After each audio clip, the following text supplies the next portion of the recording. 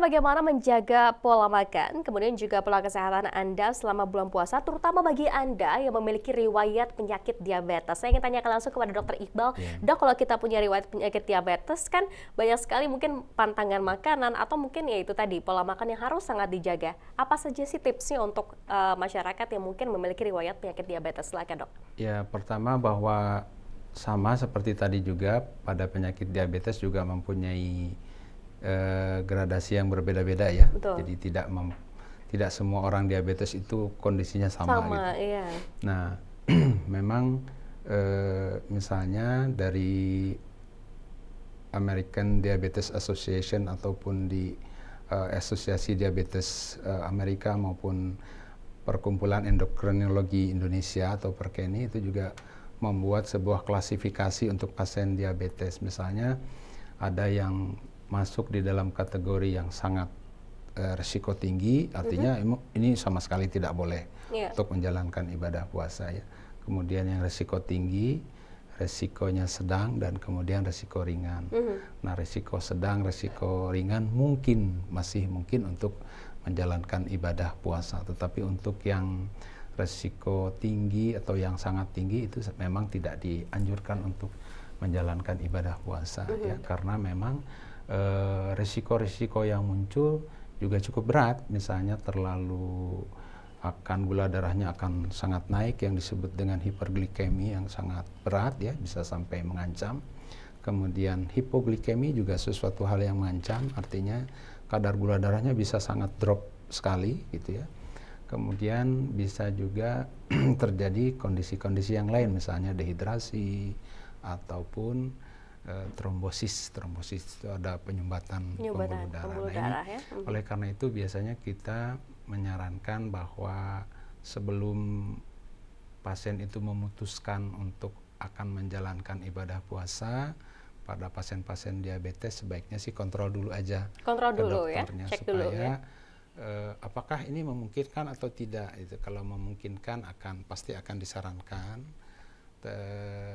dengan beberapa penyesuaian, penyesuaian minum obat, penyesuaian pola hidup gitu ya, penyesuaian makanan, karena nanti ada hal-hal yang berubah. Iya. Misalnya cara makan obatnya jadi berbeda, kemudian makanan yang dimakan juga polanya akan berbeda dengan biasa. Nah, ini yang harus betul-betul diperhatikan, karena kalau tidak ini akan berbahaya gitu buat pasien. Dan juga harus mempunyai kesadaran, misalnya dalam kondisi-kondisi ini Anda harus berbatal. Jadi tidak boleh meneruskan puasanya. Ini yang harus diperhatikan. Jadi memang edukasi ini sangat penting sekali.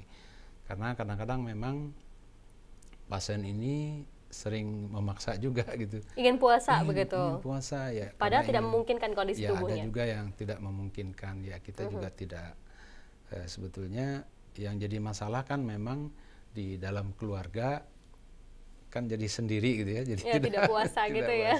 Itu juga mungkin tidak nyaman buat pasien. Nah, ini juga memang menjadi kendala tersendiri. Nah, kemudian memang selain makan, istirahat, dan juga olahraga juga merupakan suatu hal yang harus diperhatikan gitu ya, bahwa pasien-pasien ataupun yang sehat juga sama, juga perlu melakukan aktivitas yang punya membakar kalori yang cukup gitu ya. Olahraga ringan gitu ya. Ya mungkin diatur waktu waktunya, dan bagaimana pelaksanaannya. Misalnya jenis apa yang dianjurkan, mana yang tidak boleh gitu ya.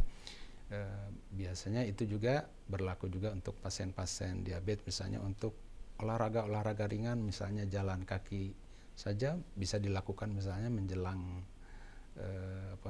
menjelang berbuka ataupun nanti setelah berbuka gitu ya. Itu akan jauh lebih baik.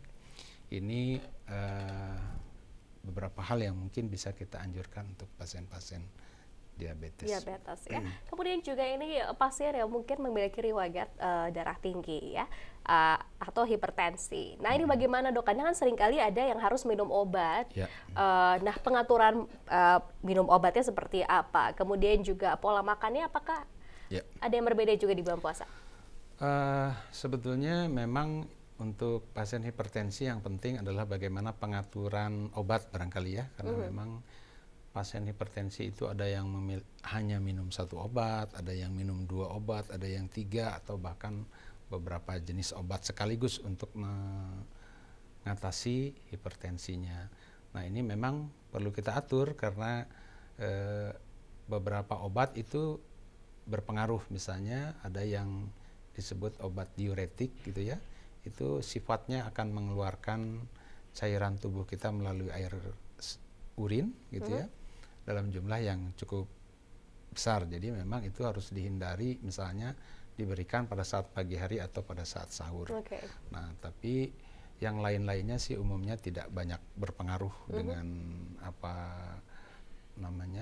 dengan makanan, hanya mungkin nanti tinggal mengatur, misalnya ada berapa obat hipertensi yang berpengaruh pada saat perut kosong atau pada saat perut penuh, jadi ini perlu diperhatikan mungkin. Jadi nanti memang untuk yang demikian pasien-pasien hipertensi itu harus juga konsultasi dulu nanti sebelum atau pada saat sekarang ini, konsultasi bagaimana sebaiknya minum obatnya pada saat bulan puasa.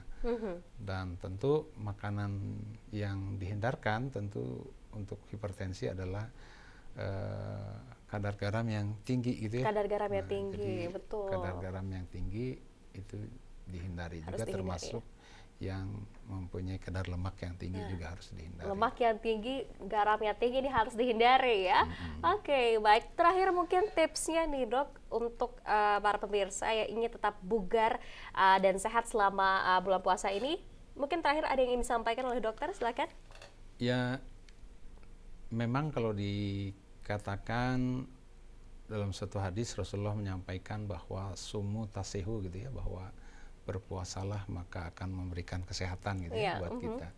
Jadi dari beberapa penelitian juga mengatakan bahwa efek kesehatan juga banyak. Tentu untuk yang memang sudah sehat gitu. Tetapi untuk yang sakit ya jangan memaksakan diri untuk melaksanakan kalau memang nanti ibadah puasa ini menjadi sesuatu hal yang memberatkan gitu. Karena memang tidak boleh juga.